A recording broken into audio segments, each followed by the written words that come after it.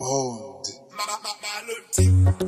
You know, Shatanga Conflict 2019 Post of Throating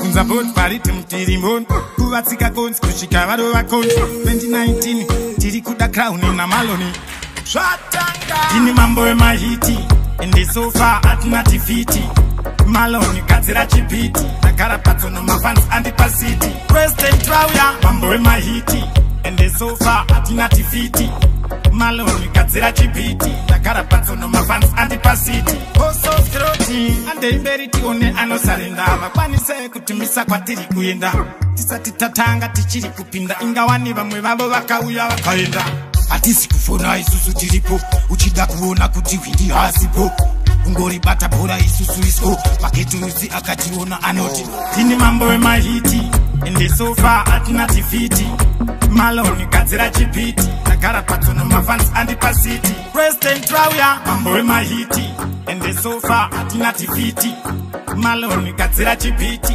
Nakara Patono Mafans and the Pasiti. Can't pay attention to watch fiction. Babereki vanoda satisfaction. Tiripahasha panoda action. This is the hip-hop production. Zazovunga kuti tsuro yakarara. Ukada kukachikira chinuna unoyara.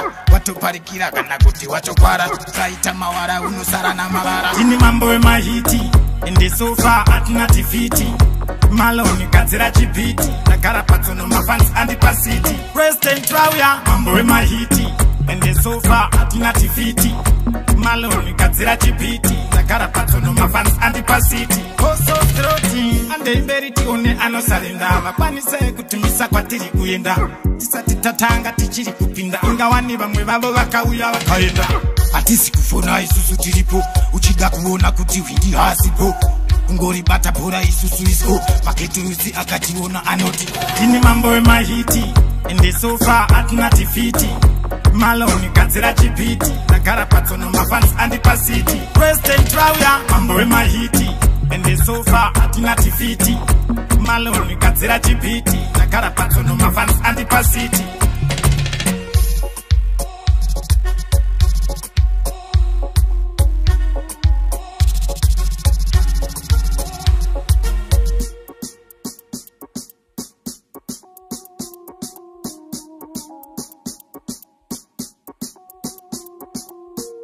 Maloti.